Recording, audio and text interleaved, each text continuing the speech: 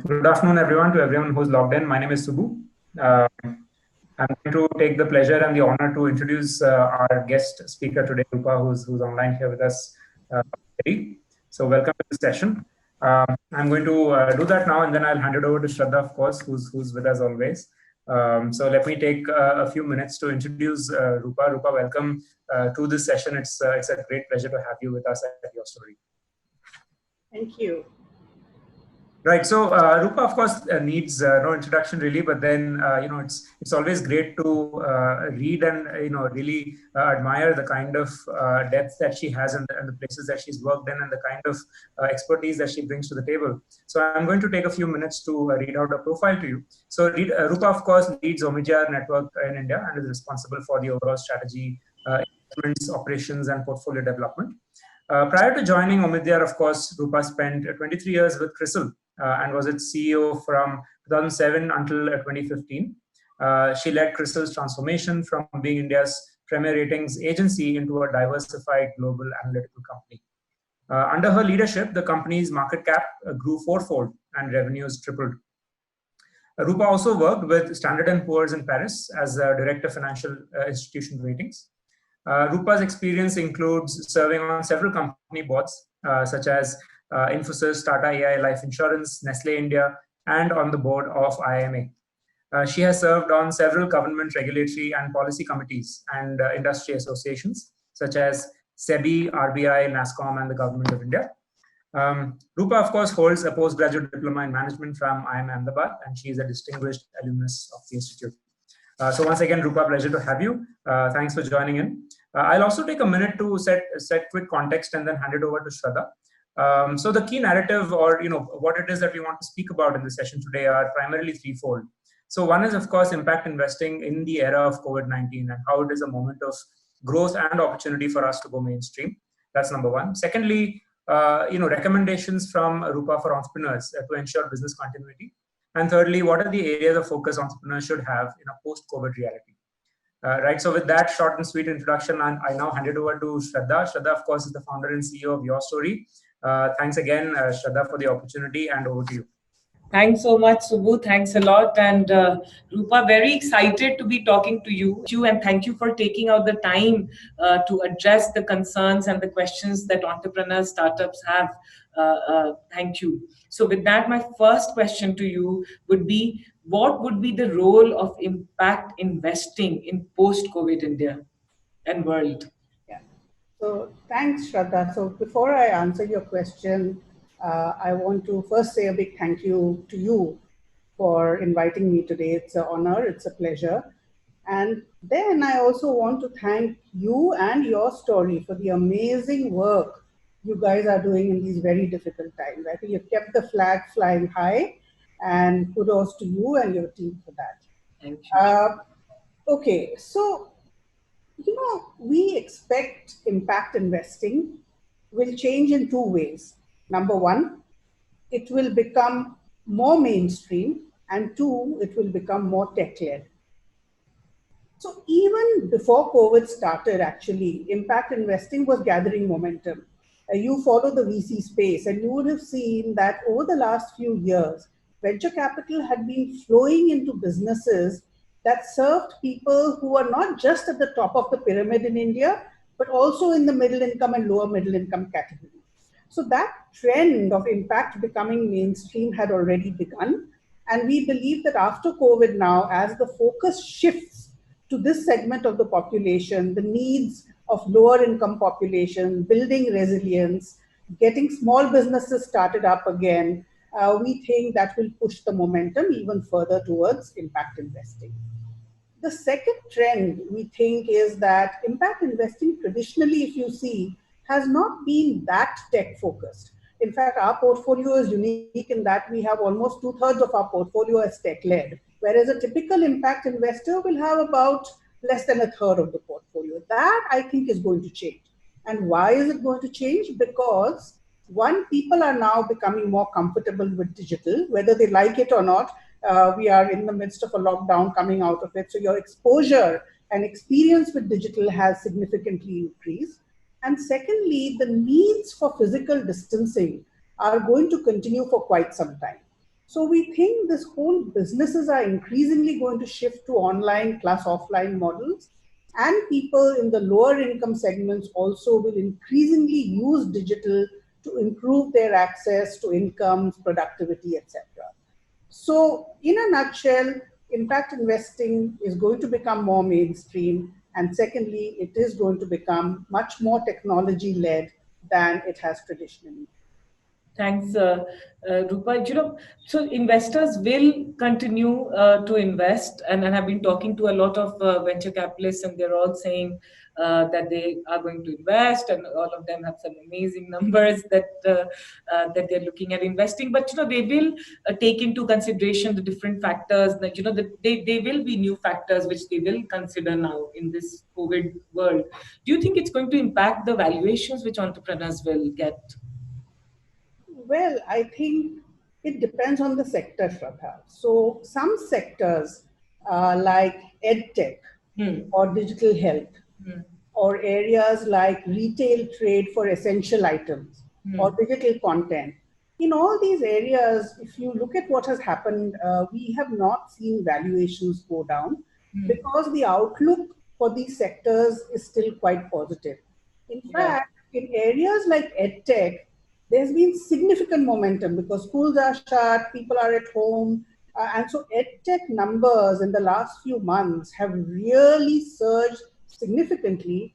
And in the early indications that we are getting, valuations here are showing signs of actually increasing, not just decreasing or staying flat. However, in other areas, I think valuations are challenged, particularly companies which are under pressure to raise capital if you're running out of cash, or if it is unclear what the impact of COVID on your business is going to be over the medium term. And there are many, many sectors who are in that situation today. So there, I think certainly in these cases, valuations will be under pressure. Okay. And what are some of the key metrics which the investors would be, which investors would look at while evaluating companies to invest in? The industry has been saying for a long time that, okay, the winds are changing and the focus on unit economics is now increasing. But I think now we are finally at a stage where that is going to become vital as never before. So what is your path to profitability? If your cash burn is high, if your unit economics are not sustainable, it will be tough to get funding. The second metric is the competitive position of the company. Are you in a large market and are you a leader? So if you are a market leader, the ability to attract capital will be high. If you're not, it will be constrained. The third is, this is a period of deep, deep economic distress and health shocks. Yeah. So people are going to change their consumption patterns and focus a lot more on essential items. So then the nature of your product and service becomes important. Is it sticky enough for consumers to want it, even when they are going through extremely difficult period as far as health shocks and economic shocks are concerned? So the stickiness will be the third metric. And the fourth metric, which I think is always critical, but even more critical in these times, is the quality of the management team.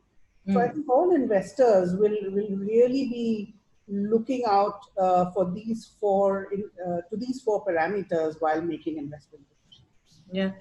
Roopa, you are the best person to answer this, because just to tell you, we've covered like around 60 entrepreneurs who are solving COVID-19 related problems, and out of India, very extraordinary ventures doing the best to solve and problem solve, from ventilators to anti infectants and all that. I wanted to ask you, like, what should the companies and investees looking to solve COVID-19 problem focus on during the different stages of pandemic? So I think clearly in the initial period, it is all the areas that you outlined related to the pandemic itself. So it could be preventing spread of the virus, to contact tracing, to critical care in hospitals, to home care, and areas like that, right? But that, I think there is a limited time window. And if you're looking for entrepreneurs who are building really for the longer term beyond immediate needs, I think a few things are going to become important. Number one, we are facing a real crisis in the MSME sector. It is the engine of growth for our economy. It is the engine for employment in India. And therefore, I think creating a tech digital ecosystem for MSMEs is going to be crucial now. So entrepreneurs who can find solutions which can help make our MSME sector become more digital, I think is one area. Secondly, this pandemic is going to change the way we live and the way we work. The requirement for physical distancing is going to be there for quite some time. And so, what are ways can we reimagine business models to be successful in this new era? And what form and shape they might take, we don't quite know, but I think there are smart entrepreneurs who are already thinking about it. Number three is, building solutions that can complement the government's efforts. So, for example, management of citizen data for formulating health responses. I think data is going to be used in a very different manner after this crisis. And again, entrepreneurs can step in there and build interesting solutions. And then, of course, you have the more conventional stuff like, reopening our supply chains and all of that. But I think these 2 or 3 new areas are potential is wide space for entrepreneurs at this point. Yeah, thank you. Thanks for sharing this. So On India works closely with startups. Works closely with startups who actually work to problem solve the issues of the most vulnerable. What would be your suggestion to entrepreneurs? What would be your input, advice to entrepreneurs? What can they do at this time to address and problem solve for the vulnerable communities? Let me just give you an example of what has actually happened. And I'm so inspired to see how the startup community has risen to the occasion at this point in time, despite the challenges that they themselves are facing to really meet the needs of the most vulnerable. So you would have heard of ACT, which is basically on the one hand, you have a whole bunch of VC investors and industry veterans who have come together and they've raised 100 crores. What are they doing with that money? They are deploying that money to support startup entrepreneurs as well as employees in the entrepreneurial ecosystem who are coming forward outside, going above and beyond their day jobs and building solutions for COVID. And they're doing this in collaboration with others. They're doing this in a very nimble manner. It's a tech-led approach. And we are seeing all kinds of interesting solutions coming up, whether it be on the prevention of the spread, whether it be on mental health, whether it be in the areas that you pointed out, like ICU, increasing ICU capacity, support for our healthcare workers with the right equipment, etc. And this is purely being done on a non-profit voluntary basis. So I think, it is quite impressive to see how, and everyone is coming together, quietly working together in a collaborative manner in a sector which is otherwise quite competitive. There is nobody, jostling for space and trying to claim credit. It is quite inspiring and quite amazing to see. Yeah. Roopa, what are some of the large impact that you are seeing on startups due to this pandemic? Of course, it's like bad, but what are some of the impacts that you are seeing? And would you like to share with us something from On India's portfolio company, your portfolio, where the startup has actually created impact at scale?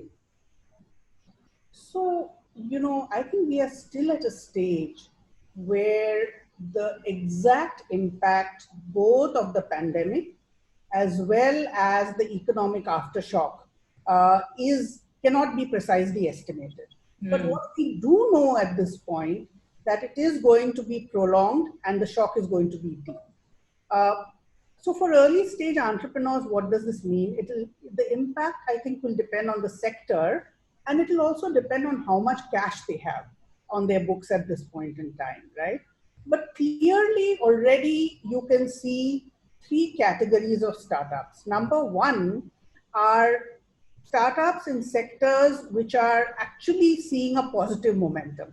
And what are these sectors? These are EdTech, digital health, digital content, retail trade for essential items. All these areas have seen a significant uptick after the lockdown and after COVID. On the other hand, there are sectors that are significantly negatively impacted. And this would broadly be in the fintech space, for example, and particularly companies which serve the bottom 60% of India's population through credit. I think that has been adversely affected. And then the third category is companies whose operations have currently stalled because of the lockdown. And these include people in the mobility space, retail, etc. If you look at our portfolio, I think there are several companies that have seen a positive momentum because of the lockdown. So if you look at our companies in the EdTech space, whether it is Vedantu, whether it is White Hat Junior, or a company like Doubtnut, they're all seeing good tailwinds. On the digital health side, we have companies like 1mg and MyUpchar. On content, we have companies like Daily Hunt or Pratilipi or Indus OS. And then again, on the essential retail trade, we have companies like DealShare. All these companies are in spaces where the lockdown and the move to digital has actually benefited them significantly. What advice would you give to entrepreneurs? How do they ensure business continuity, at the same time keep the employee morale high? Look, it's a tough situation. There's no doubt about that. And yet in this tough situation, even as companies are taking, entrepreneurs are taking tough decisions as far as employees and cutting costs are concerned, what we are really inspired is by two things. One is we've seen a lot of them leading from the front and a lot of them handling this difficult situation with fairness and empathy. I think that is really good to see. So our suggestions, our approach really has been, let's be a caring investor, let's be a supportive investor, and let's be an engaged investor. That's what entrepreneurs are looking for at this time. As far as advice goes, there's no rocket science. It's pretty much the commonsensical stuff like conserve cash, revisit your business plan, test every assumption, communicate, talk internally to your team on a continuous basis, share your thinking. You may not have all the answers at this point. Talk to customers. And I think it's very important to keep the dialogue with customers going. Make sure you surround yourself with people who have seen downturns in the past. Because it's not that, and many of the entrepreneurs are young entrepreneurs. So, sometimes that experience would help. And then again, basic rules of risk management, look out for concentration, diversify. We had situations where a lot of the startup sector had exposure, had banking relationships on the payment side with one bank. And then they figured out, when there was a temporary crisis, how they had to relook at that whole situation. So I think look out for any concentrations that you have and watch out for things like that. So basic stuff, no rocket science, but I think it's really, a close engagement between the investors and the entrepreneurs on the one hand, and the entrepreneurs with the employees and the larger team and their customers on the other hand. Okay, so ON India, you've introduced Rapid Response Funding Initiative in March. Could you tell us what was the motivation behind it, the organizations you have funded, and the impact they have created? So the Rapid Response Funding Initiative is a non-profit initiative where we are giving out grants. So when COVID happened, we realized that the most important thing was to quickly get the money flowing to NGOs, because it was the NGOs who were at the front line of the battle against COVID. And when we realized that, we also realized that, hey, we are a small firm. We are about 30 people. We have 94 portfolio organizations, and our teams are working very hard because everyone is under stress at this point in time.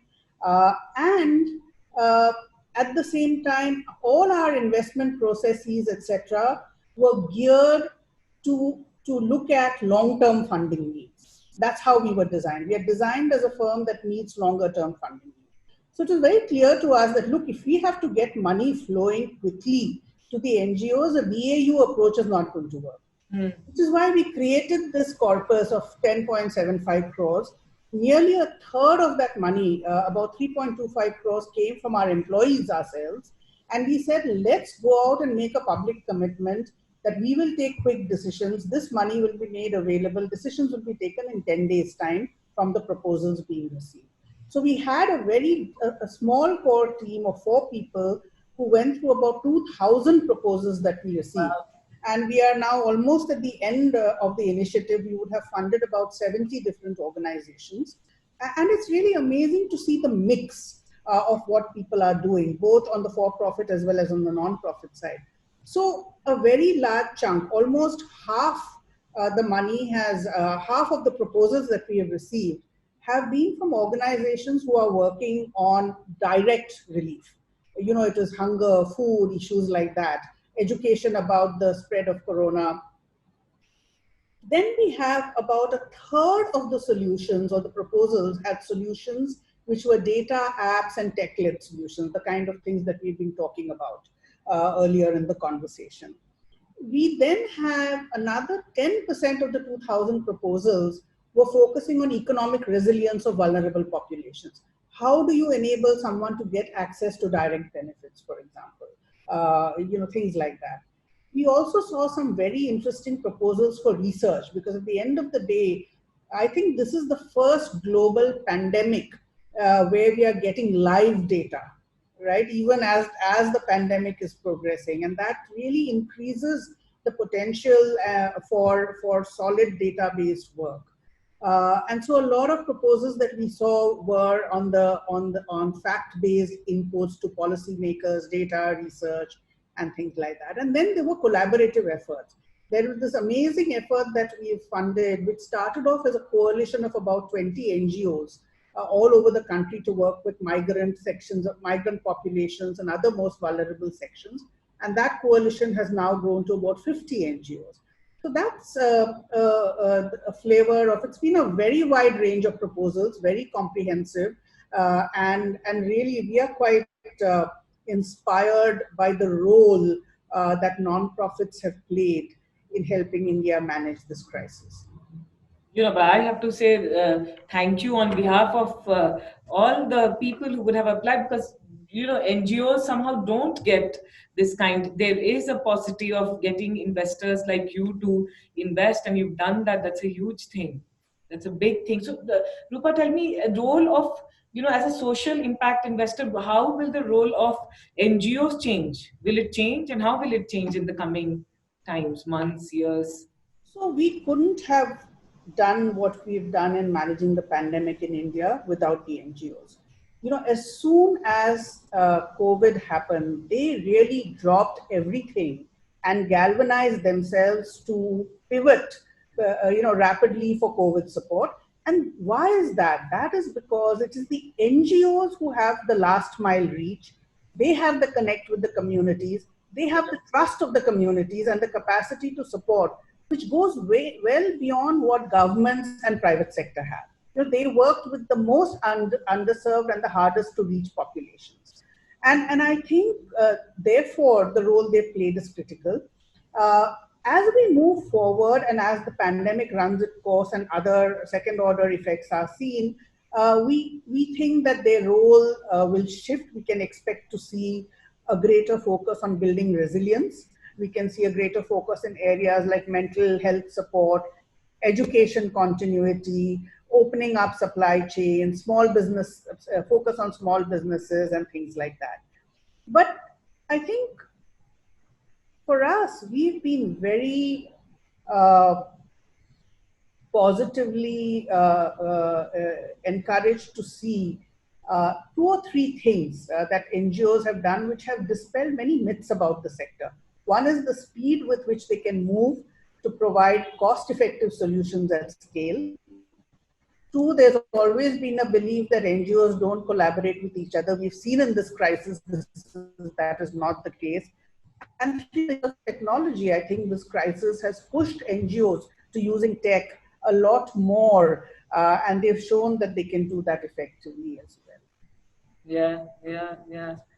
I have a request. The companies that you've invested, we'd love to write about them once you announce it. Yeah, because Sure. We'll some of them are already public, but we will put out.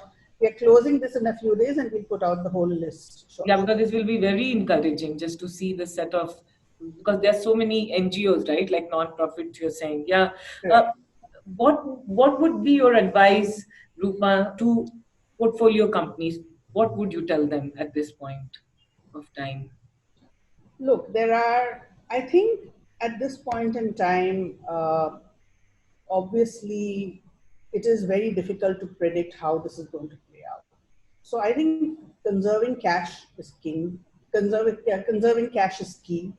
Focusing on your core, focusing on your purpose is of course very useful, because it reminds you that notwithstanding all the challenges that you're going through right now, why you are here in the first place, right? And I think it helps to be, and all the entrepreneurs have a strong vision, they have a deep sense of purpose. And I think staying rooted to that is going to be very important. Secondly, I think for people looking to get into entrepreneurship, also could be an interesting time.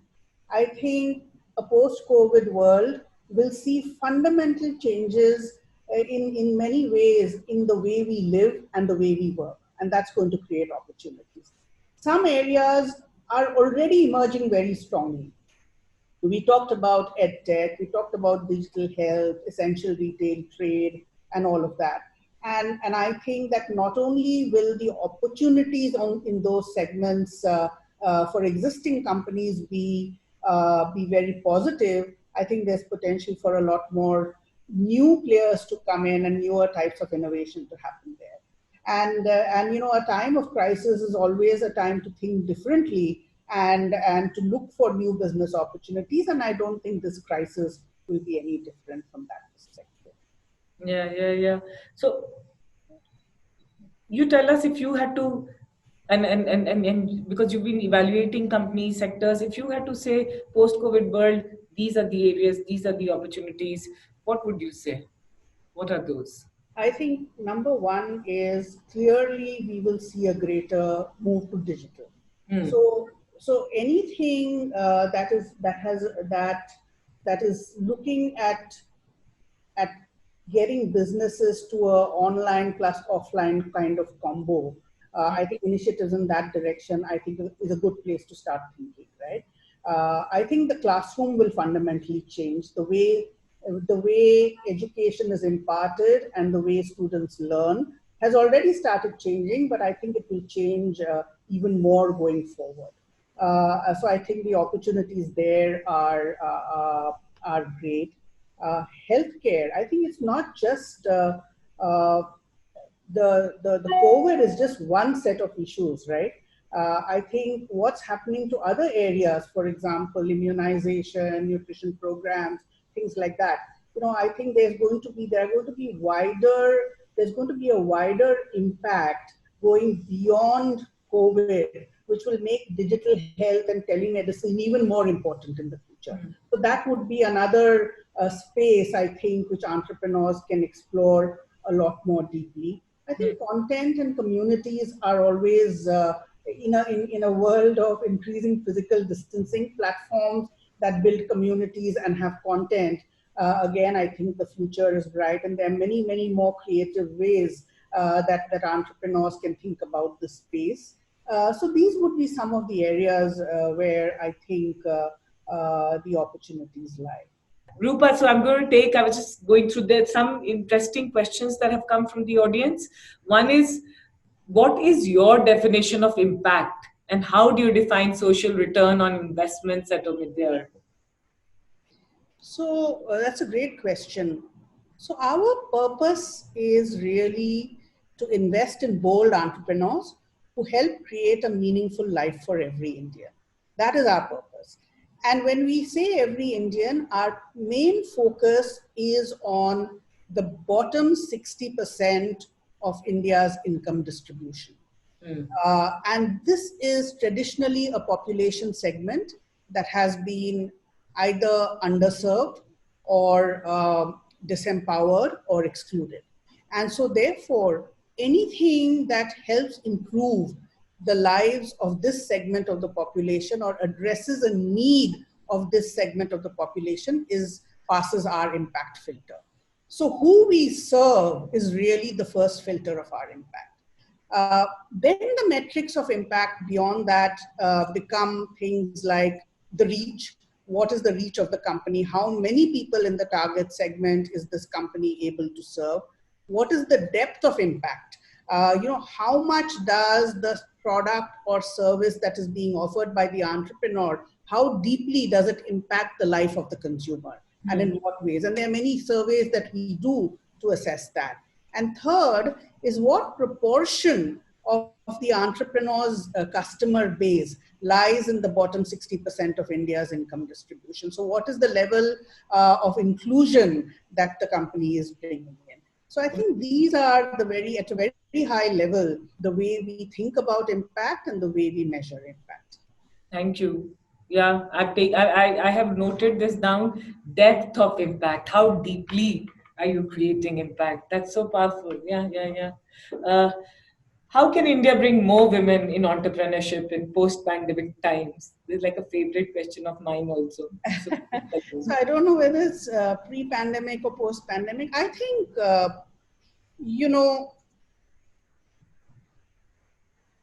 while things have changed as far as women in entrepreneurship are concerned, we see a lot more today than we did 5 years ago. We'll see a lot more 5 years down the line. But I do hope that the number of women in entrepreneurship shows a hockey stick-like growth. I do hope that happens. I do think that in a world, actually interestingly, where the world is becoming more digital, and in a world where people are going back to core and essential products and services, I think it actually is good news for women. Because I think many of the barriers and a lot of the noise around the softer issues around women entrepreneurship kind of go away when you go back to the basics and when you are talking about a more digital world, right? So I think that is good for women. I think again the fact that investors are getting more and more focused on ESG indicators, that is environment, social, and governance. And I think a big part of social is diversity and diversity of all kinds, not just women. So I think investors also are now increasingly getting focused on backing women entrepreneurs, which I think is a very positive development. So I think a combination of the way the world itself is changing in terms of the entrepreneurial opportunities, which really make them in some senses a little more gender neutral, I would say. And also the fact that there's a big push coming from the investor side because their LPs and the millennials who are inheriting a lot of wealth in the Western world want their investments to be purpose driven, and diversity is a big component of purpose. I think that the availability of funding for women entrepreneurs will also go up. Thank you. So there's this question. I was reading a report by McKinsey advocating that there will be a shift towards impact and ESG-based investing. This is not only because of assuming responsibility, but also because of commercial benefit. Do you think this is true for the perspective of India, from India's perspective? And what would be your advice to small NGOs that are cash constrained? Okay, so let me take the first question. So in the longer run, I think today, one of the things that COVID has brought home very strongly is the whole issue of climate change and the whole issue of sustainability. So I think if companies are focused on greater societal impact beyond just making money, and I think that is happening already. You would have seen that a few months before COVID, about 100 leading US CEOs actually signed a pledge saying that their sole purpose is not only maximization of shareholder returns, It is actually to generate value for all the stakeholders, employees, customers, society, etc. So I think that there is a recognition that you need as an organization, as a corporate, as a business enterprise, you need to have balanced value creation for all the stakeholders. It cannot just be one stakeholder to the detriment of other stakeholders. So I think that whole concept, and I think that is coming from a very basic recognition that you need all stakeholders to benefit. You need an environment in which business can flourish, and you need sustainability of the ecosystem for businesses to survive and thrive in the longer run. So I think a focus on the greater good and a focus on balanced stakeholder creation is not contradictory to making good financial returns. Does not does not kind of come into conflict, with making strong financial returns. Yeah. And what would be your advice to small NGOs that are cash constrained? Yes, I think that is, frankly, it is a problem not just of the small NGOs. It is a problem. It is a problem for Indian society in general. Today, I am so convinced that what we have done in COVID could not have been done without the small NGOs. And yet today, the small NGOs are at great risk. They are being starved for money as money is going into other pools. The whole regulatory environment for small NGOs has become quite threatening. And I think, therefore, it is for the donor community, the philanthropic community, the CSR community, the donor community to really rise to the occasion and make it a point to, one, consciously fund small NGOs, and number two, to work with the other stakeholders to make sure that there's an ecosystem that is built that is supportive of small NGOs. I've been a member of SEBI's committee, which has just come up with recommendations for a social stock exchange about a week ago. And one of the recommendations there is, let us create a capacity building fund within the social stock exchange with 100 crores to start with, and let that fund focus on prioritizing the smaller NGOs. So clearly an area of vital importance. Yeah, no, you talked about social stock exchange paper from SEBI. How can impact measurement metrics be decided for this? Great question. In fact, there's a whole chapter, Shradha, in that report, which is actually talking about standardizing impact measurement metrics for NGOs that wish to raise money on the social stock exchange.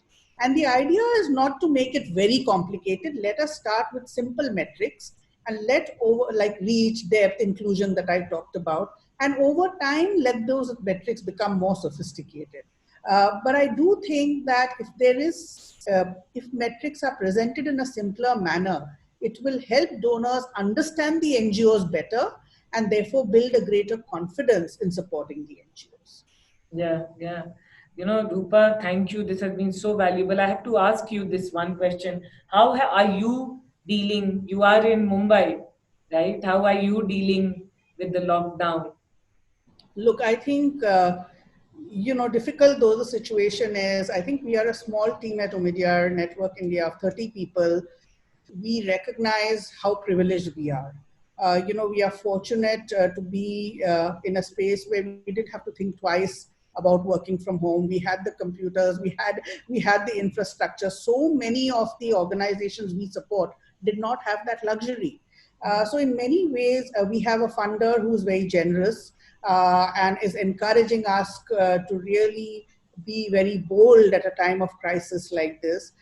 We have a team which is very purpose-driven, very committed, very passionate. They are leaning in. They want to make a difference. So I think I feel very inspired by my colleagues at Omidyar Network India, and I feel very inspired by the entrepreneurs that we work with. I think they face challenges which are 10 times of what we face, and we learn from them, and we grow with that learning every single day. Wow, amazing. But you have to tell me one, because I was telling you before this webinar went live, this conversation, that I really look up to you, respect and admire you, because we have very few people like you on the front runners in the investment space. Tell me what is one, share with us one habit of yours which keeps you, motivated on the go every day. One one habit. One habit, one something that you do, something from your personal Well, space. I think I unfortunately, I'm quite boring in that I don't do very much outside of work. But I have made it a point during these last 2 months to every day spend at least 45 minutes talking to my old friends. And Wow. I find that, that human connection with people who are kind of, not really made the effort to engage with so deeply when you get caught up in the day to day. I mean, it's very enriching. It's very rejuvenating, and I look forward. That's the best part of my day these days, actually. Wow, wow, amazing. Thank you so much. Thank you for all, coming and giving answers to so many questions that most of us have had. Thank you for addressing them. And we look forward to having more conversation with you, Rupa. Thank you. Likewise, thank you, Shradha. Subbu, keep up the great work. It's great to see what you guys are doing.